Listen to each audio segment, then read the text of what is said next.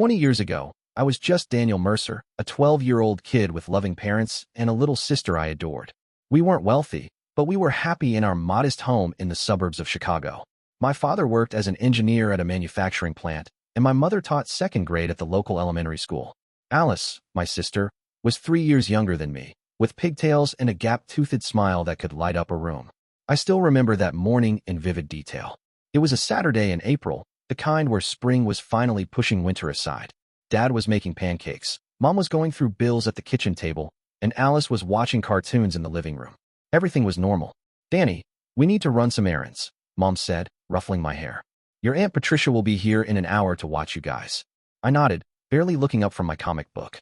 They kissed us goodbye, and I heard the car pull out of the driveway. Aunt Patricia never came.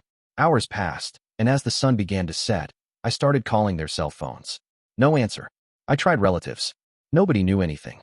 By nightfall, I was terrified. The police came that evening after a neighbor noticed us alone. They took us to the station, made calls, filed reports. 3 days later, Alice and I were placed in separate foster homes. The authorities found our parents' car abandoned at O'Hare International Airport. 2 one-way tickets to Mexico City had been purchased in their names. Their bank accounts had been emptied. They had left us. Deliberately. Planned it all out. The foster system was a nightmare. I was moved 4 times in 2 years. Lost track of Alice. Eventually, I aged out and found myself at 18 with nothing but a high school diploma and a burning question. Why? That question became fuel. I worked construction during the day and took night classes at community college. I saved every penny, lived on ramen, and eventually earned a business degree. At 23, I spotted an opportunity in the emerging e-commerce market. With my last $5,000 and a maxed-out credit card, I started Mercer Logistics. The first years were brutal, sleeping on an office floor, showering at the gym, working 20-hour days. But something in me refused to break. Maybe it was spite. Maybe it was the need to prove I wasn't disposable. 5 years in, we revolutionized last-mile delivery solutions. 10 years in, we expanded internationally. By the 15-year mark, Mercer Logistics had become Mercer Global, a $4.2 billion company with operations in 38 countries. I had everything. A penthouse overlooking Lake Michigan. A fleet of cars. More money than I could spend in 10 lifetimes. Respect. Power. Fear, even. But I had no one. No family. No Alice. No answers. Until last Tuesday, when a letter arrived at my office, hand-delivered, no return address. The handwriting on the envelope was instantly familiar, though I hadn't seen it in 2 decades. It was from my father. I stared at the letter for hours before finding the courage to open it. My executive assistant had tried to take it from me, probably thinking it was just another business document requiring my signature. But I'd snatched it away with such force that she'd backed off immediately, concern flickering across her face. "Cancel my meetings for the rest of the day," I said, my voice barely a whisper. Alone in my office, 40 stories above Chicago, I traced my father's handwriting with my fingertip. How many times had I imagined this moment? How many scenarios had I played out in my head? In some, they'd been forced to leave, threatened, blackmailed, coerced. In others, they'd simply grown tired of parenting, of responsibility, of us. Over the years, the anger had calcified into something harder, colder. I'd built my success on that foundation. With trembling hands, I finally tore open the envelope. "Daniel, I don't know if this letter will reach you. I don't know if you'll read it if it does. I probably wouldn't, in your position. But I'm dying, son. Cancer. The doctors give me weeks, maybe days. And there are things you need to know. First, your mother is gone. She passed 5 years ago in a car accident in Veracruz. She never stopped loving you, never stopped missing you and Alice. Neither did I. Second, what we did was unforgivable. I'm not asking for forgiveness. I don't deserve it. But you deserve the truth. It started 2 years before we left. I was approached by a man after work one day. He knew things about me, about my past, before I met your mother. I had worked for a defense contractor in my 20s, and I had access to sensitive information. I made a mistake, Daniel. A terrible mistake.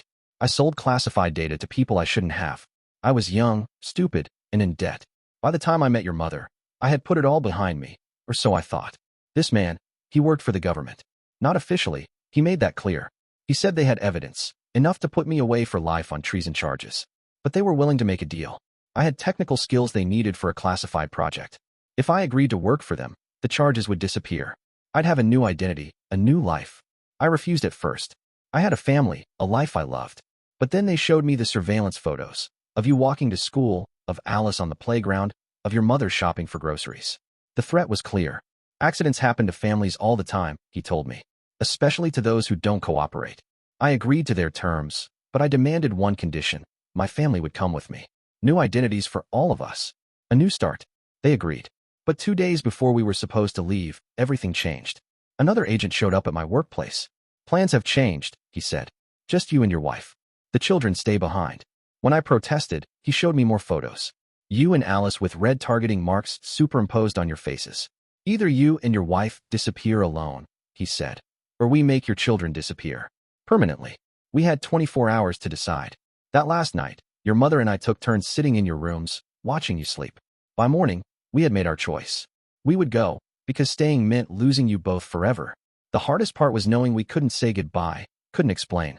Any hint that our departure wasn't voluntary would put you both at risk. I've enclosed an address in this letter. When you're ready, go there. Ask for Mateo Ruiz. He has something for you. I'm sorry, Daniel. More than words can ever express. Dad. I read the letter 7 times, until the words blurred through my tears. Then I burned it in my office trash can and watched the ashes float away, just as my parents had 20 years ago. The next morning, I boarded my private jet to Mexico City. The address led me to a small pastel-colored house on the outskirts of Mexico City. Bougainvillea climbed the walls, and a wooden rocking chair swayed gently on the front porch in the afternoon breeze. It looked nothing like a government safe house. It looked like a home.